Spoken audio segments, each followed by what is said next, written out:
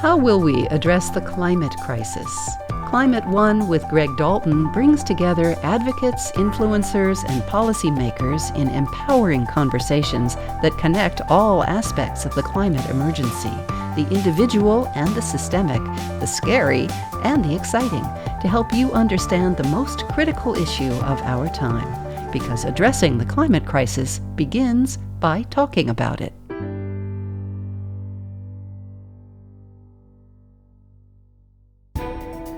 Congressman Ro Khanna has made a name for himself as a pragmatic progressive and critic of big oil. He grilled oil company CEOs under oath and helped negotiate with Senator Joe Manchin to keep climate policy in the Inflation Reduction Act, the biggest piece of climate legislation ever passed in this country. Despite being one of the more progressive voices in Congress, Khanna has a reputation for coalition building. He got more bills passed than any other Democrat during the Trump administration. Now that Republicans are looking to claw back clean energy incentives, what levers can he still pull to address the climate crisis? Congressman Ro Khanna today on Climate One. In 2021, the CEOs of ExxonMobil, Chevron, BP, and Shell testified before the House Oversight Committee. Can you bring us to that moment where you were questioning these executives? What was the context and what happened? Well, it was historic hearings similar to the big tobacco hearings. Until then, these big oil CEOs had never been brought to the United States Congress to explain their lies about the cause of climate change. For many, many decades, these oil companies knew that burning fossil fuels causes climate change.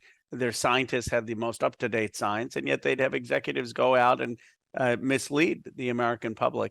So we threatened to subpoena them, and we got all of the big executives in front of us and millions of documents where they more or less admitted that in the past they had misled the American people about burning fossil fuels and the cause of climate change. And we tried to hold them accountable for their statements. A lot of that, the evidence that we discovered is now part of efforts by activists and litigation to hold these big oil companies accountable. And there's an amazing moment in that hearing where you're going kind of for that kind of nicotine is not addictive moment where you tell the big oil CEOs they could stop funding the American Petroleum Institute's disinformation campaign. That's the industry association. They're spending millions of dollars in Congress to kill electric vehicles. And you could do something here. You could tell them to knock it off. For the sake of the planet, you could end it. You could end that lobbying. Would any of you take the opportunity to look at API and say, stop it? Any of you? What happened? What did you expect would happen, and what happened in that moment? Well, there were crickets. I was hoping a few of them would at least say, yes, we agree with you. API shouldn't be engaged in climate disinformation. But these big oil companies have become very sophisticated. They don't engage directly now in the climate disinformation. They used to in the past just tell outright lies.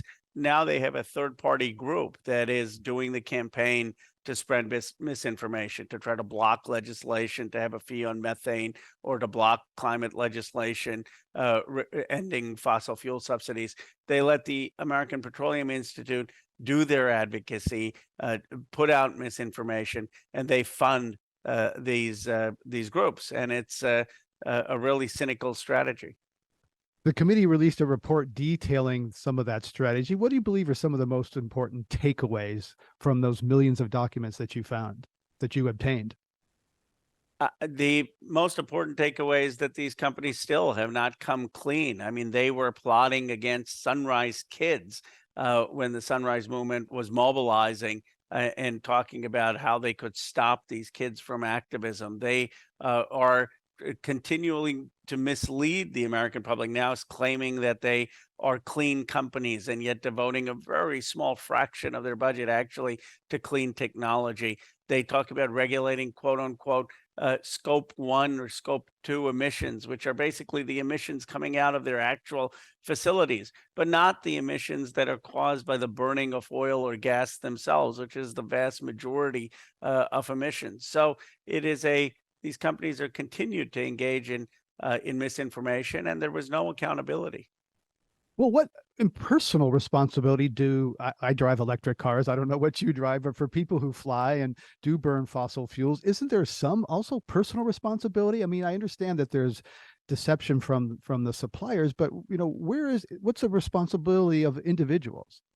Well, I think there is obviously some responsibility to have carbon offsets or to live responsibly, but I don't think that this issue is a individual responsibility issue. I mean, where you said, well, let's recycle or let's do small things. This is a systemic issue where you've had certain corporations make billions of dollars on basically being able to pollute the climate. And what we really need is policy, macro policy that is going to change that. The most important thing being massive investments in renewable energies and public transportation. But the second thing being having some price on carbon. And if we have that kind of price on carbon, then we don't have these negative externalities. So I think it's important for all of us to be conscientious, but it's really a societal issue. Big oil companies like BP are now reducing their promise to reduce emissions, given their $27 billion in profits in 2022. Others are also walking back their emission reduction goals as well. What does that say to you about, they're also doing what the stock market incentivizes them to do, right? They're making profits. That's what they're in the business to do. And that's what, some retirees who own oil and stock companies for their dividends are investing them to do. So what do you say about that? They're just responding to the market, doing what they're supposed to do.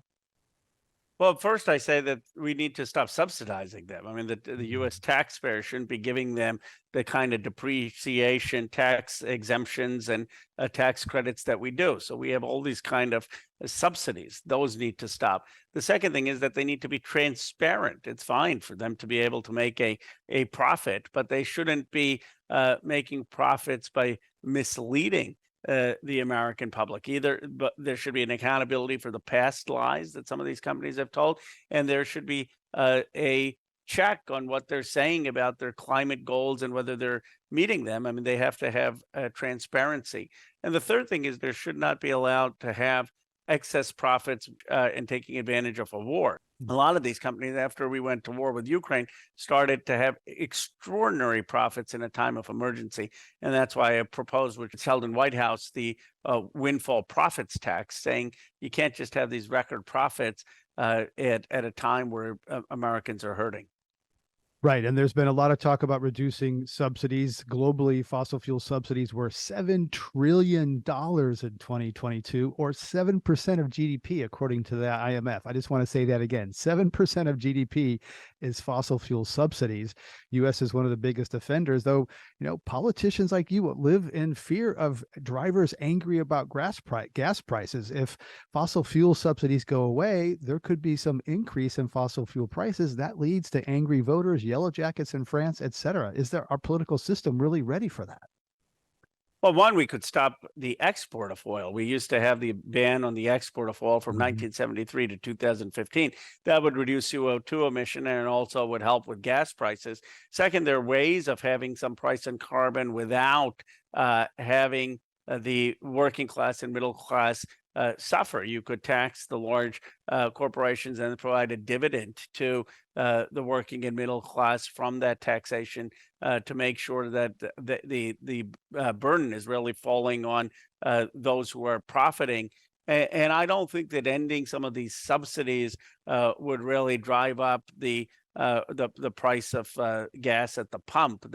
These companies are making record profits, and the challenge on the price of the pump was the decisions in Ukraine, the war in Ukraine, and the Saudi decision to cut in OPEC, and that's where we need to be tougher, and that we shouldn't be exporting our oil.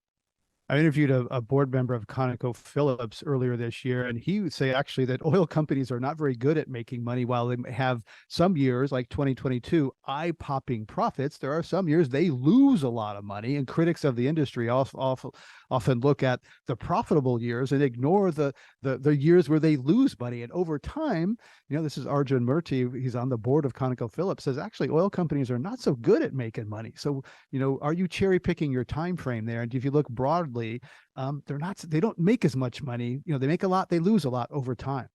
Well, that's an argument for diversification then of these companies into renewable energy, and it is a argument for American consumers of why we want to transition to less volatile energy supplies. I mean, we don't want a situation where you've got $3 gas going up to 4, 5, $6 gas and wildly fluctuating profits. So that is an argument for why we shouldn't be subsidizing the oil and gas industry and should be having more investment in renewable energy.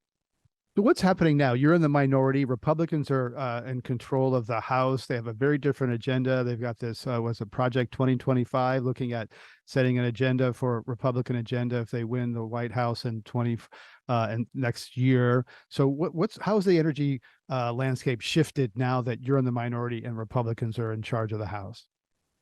Well, there's no attention to the climate. I mean, my committee was disbanded. The committee I chaired, where we had the historic hearings on big oil, now no longer exists. It's now called the Energy Subcommittee, where the goal is just to see how you can have unimpeded support for the big oil and gas industry. You represent Silicon Valley. Your family traces back to India. There's been horrific heat impacts in India. We've seen what happened in Maui, the Canadian wildfires. How have you personally experienced the impacts of climate change from Pakistan around the world? It seems like every day we open the paper, there's something happening. The impacts haven't just been international, they've been local. I mean, obviously, the wildfires in California have been awful. The smoke in Washington, D.C. from the Canadian wildfires has been devastating. I have had people I know in Vermont and New Hampshire who've had flooding, and then it's just been heartbreaking to see what's happened in Hawaii. And you point out that there are drought conditions in other parts of the world, and this is going to hurt particularly farmers and our ability to produce enough food in different parts of the world. So climate change is already taking place. We're seeing the consequences, and the real question is: are we finally going to have the will to act? I mean, I was very disappointed with the decision to have the Willow pipeline, which is the largest oil project on public land. I mean, that is just a punch to the gut for those of us who believe that we need to be investing in renewable energy and transitioning away from an entrenched fossil fuel future. When the Biden administration approved the Willow project, this massive drilling in Alaska's National Petroleum Reserve, it said its hands were tied because ConocoPhillips purchased the right to drill in that area. Biden was about restoring the rule of law. Yet a couple of weeks ago, the Biden administration said it will permanently ban oil and gas drilling on 10 million acres in the reserve. It also plans to cancel 7 leases the Trump administration issued the refuge. So it's doing what it said, the administration's doing what it said it couldn't do when it approved Willow. How do you see these moves? The president ran on saying no new drilling on public lands, no new oil drilling there. The Conoco could have taken the administration to court, and the authority may have been challenged, and we could have seen how it would have resolved. But there was no reason for the administration, for the Department of Interior, to approve that. It was a mistake. Right, but there is definitely a shift. Do you think that the Biden administration is worried? What I've heard is they have a problem with young voters who turned out for him in 2020, and they look at Will and say, "I'm not." There's already an enthusiasm gap for Joe Biden. As administration, are you concerned about young climate conscious voters turning out in 24? I am, and they really were disappointed with the Willow project. They really were disappointed with Mountain Valley Pipeline, which is a shame because the Inflation Reduction Act was such a win for climate. The fact that the president is trying to create the Climate Civilian Corps through executive order is a win for climate. But these moves were really unforced errors, and they sent a very disheartening message to young activists. And when I meet young activists, it's one of the first things they bring up. And so we need to address it, and I'm glad the administration is taking corrective action. You mentioned young activists. There's a group called Climate Defiance, and we've seen recently people, gluing themselves to airplane runways, disrupting, even going after Democrats, governor of Massachusetts, et cetera. I saw a video on Instagram or TikTok where they actually were more friendly toward you. There's a growing, somewhat radical youth protest movement because they're scared and they don't see a change happening. How do you see that Climate Defiance group and kinds of more confrontational just protests, even going after Democrats?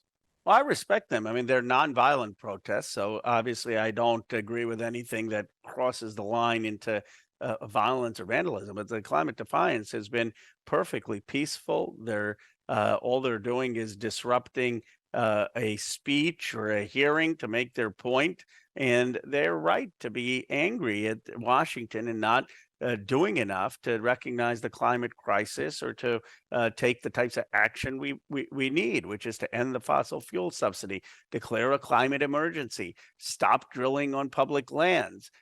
These are very common sense demands that a lot of the young folks have. And they're frustrated that we haven't been able to do that even with a Democratic administration. Right. The president says he effectively has declared a climate emergency, though that doesn't unlock kind of the emergency powers. But, some of those people that are being targeted by young protesters say, hey, we're the good guys. We're doing as much as we can, within the constraints that we have, because we have to worry about, I don't know, swing voters, suburban women in 24 who might be, don't want prices to go up or are more moderate. How do you think do you recognize the line the administration is trying to walk there, looking at the whole political landscape and swing moderate suburban voters? No, because I think one of the things the climate emergency would allow them to do is put a ban on exporting oil, which was a Richard Nixon policy in 1973, and which we had until 2015. And the reason that was overturned was basically a handout to big oil companies to be able to export this oil for massive profits. And that is increasing the export, the climate carbon footprint, but it's also raising the price of gas because we're selling it on a global market instead of domestically. So I believe there are solutions that both are good for American consumers and also good for the climate. The Willow Project had nothing to do with swing voters. All of that, even by ConocoPhillips, would be used for export. It's not going to help reduce the price, and it's years and years down the line. So my sense is that these are areas where we wouldn't be losing swing voters and could be standing with the climate activists. In the first half of 2023, the U.S. became the world's largest exporter for liquefied natural gas. Now, a massive new LNG export terminal called CP2 is proposed for the Louisiana coast. Right.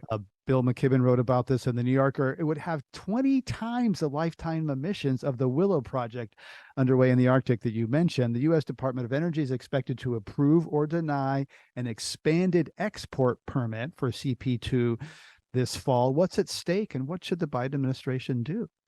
It would be a big mistake for them to approve a carte blanche export license there. This is, as Bill McKibben writes, the fight for like the Keystone Pipeline. And young activists are already paying attention to this. It's one thing to have some liquefied natural gas going to our European allies in a time where we have a war in Ukraine, but we don't need something that's going to have this 20 times if impact. And it's a horrible message on reducing emissions. What the climate activists are saying is it's not enough just to have investments in electric vehicle battery plants and investments in solar and wind, that we can't continue to entrench and build new fossil fuel infrastructure and expect that CO2 emissions are going to go down or that we're going to make any dent in the 162 million number of greenhouse gas particles that we emit every day. Right. Though some would say that's really, investors' problem, whether they're going to invest in that facility or not. Investors might lose money if that gas becomes unburnable or markets there. Is it really the government to say, tell people whether they're going to win or lose on bets? Granted, the International Energy Agency has said we don't need more fossil fuel infrastructure. We don't need to discover more. There's already enough fossil fuels on the balance sheets of these big companies to fry our home. So it does seem to be kind of insanity to continue doing it. But isn't that the choice of companies in a free market to do it? Well, it would be the choice of companies if it was appropriately priced, but the companies are bearing the gains of selling the liquefied natural gas or the oil without the costs of the harm they're doing to the environment and all of us. And that's because there's no price on carbon. This president has said that he did not want more public drilling on public lands. I'm not sure on the CP2 if that's in private land or public land, but the administration should be taking actions to stop further entrenching fossil fuel infrastructure that is clearly destructive to the environment. In April of 2023, you and Senator Ed Markey introduced the Green New Deal for Health. Green New Deal is kind of a rallying cry. It seemed to be not really active policy inside Washington. Can you explain what the Green New Deal for Health contains and why you're proposing it now? So all the Green New Deal means, as I understand it, is that we need massive reindustrialization and development in the United States that can lower the carbon footprint, and that there's this opportunity as we have to make the new steel, new aluminum, new cement to do so in processes that will actually lower the carbon footprint and create jobs. With the Green New Deal for Health, it actually was a bit prescient. We did it in April of 2023, and then you had the awful, heartbreaking tragedy in Maui, and you saw the need for healthcare systems and emergency response systems to be adaptive to climate emergencies. We don't have that. We didn't have that with the flooding in Vermont. We didn't have that with the emergency that we saw in Hawaii. We didn't have it fully in the storms we saw in Florida. So this is just saying that we need to have that kind of a infrastructure so that when there are climate emergencies, people can get the health care that they need. And those costs are just soaring, and we don't seem to sort of people don't personally feel that cost. They think it comes from, I don't know, some Uncle Sam's pockets somehow that's not related to their taxes. How long can the federal government continue to run to the rescue of these disasters that are happening with increased intensity and frequency?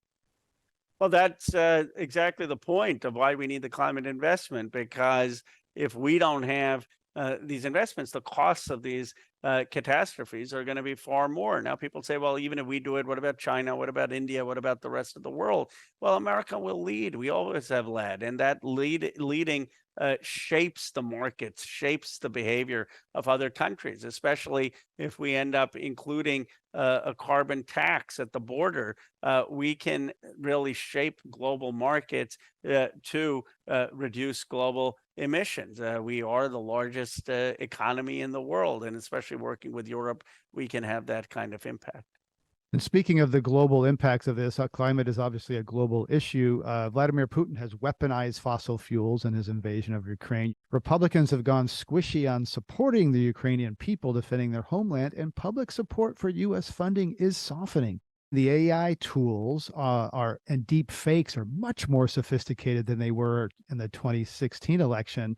Is that on your radar? This potential, what some people, Scott Galloway, a podcaster I listen to, and others have said, there's a coming wave of Russian disinformation on oil and gas motivated by Ukraine and aimed at the U.S. election.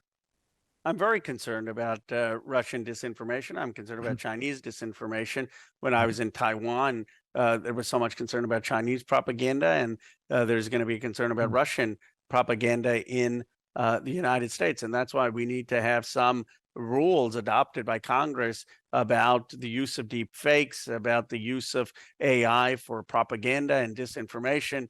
And we need our federal agencies, FTC, FEC, to try to have those rules before 2024.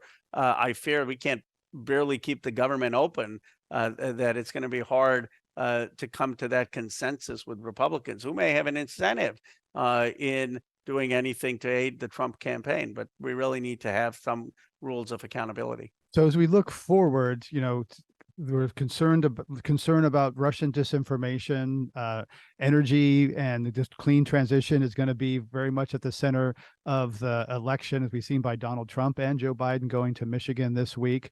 How do you think that energy and it's going to play out in the 2024 election? we are going to have new energy sources in the world. That is obvious. The question is, will America lead in them? Or are we going to say, well, we just want to lead in oil and gas and let China and other countries lead in the new energy sources? That has never been the American way. That would be like saying, well, we should just continue to lead in the analog world and let China lead in technology. What a colossal mistake that would have been. I want America to lead in the clean energy race. I want those jobs to be good paying union jobs or high paying jobs in communities. And I want us to help reindustrialize, reinvigorate this country's economic prosperity with this opportunity that we made a mistake by hollowing out our middle class, working class industrial base. Now we have this opportunity to rebuild it in a way that has a lower carbon footprint. Let's take this opportunity not just to tackle climate, but to transform the economy in a way that's going to uplift people like the UAW auto workers who are striking. And that's why that strike is so critical. These new EV jobs, these new solar jobs, these new climate jobs have to be good paying jobs, and they have to be at least as good as the old jobs. And a lot of those jobs are happening in red districts, even perhaps represented by members of Congress who voted against that. But there's going to be a significant effort to repeal, to claw some of that back. What are you most concerned about losing in the IRA if it gets, rolled back? I'm most concerned about losing some of the tax incentives for electric vehicles that could just shut down or reverse the market. I'm concerned about losing the funding for new solar and wind plants. I'm concerned about losing the incentives to invest in new clean technology. And that if we had that happen, if we had Donald Trump come and had a Republican House and Senate, and that was set back, it could set us back decades because the clean tech investors in the private sector will say, we can't trust Washington. They do one thing and then they take it away. Let's stay away from this industry. So that's really what's at stake. That's what I tell my friends, my younger climate activist friends whose frustrations I share about Willow and Mountain Valley Pipeline and the expansion of oil drilling in the IRA, and who I believe are right to be demanding climate emergency. I say the stakes are too high to move backwards. We have had progress. We finally have climate front and center in Washington. We need to build on that progress. Congressman Ro Khanna, thanks for coming on Climate One today and sharing your insights. We appreciate it very much. Thank you. Really appreciate your having me.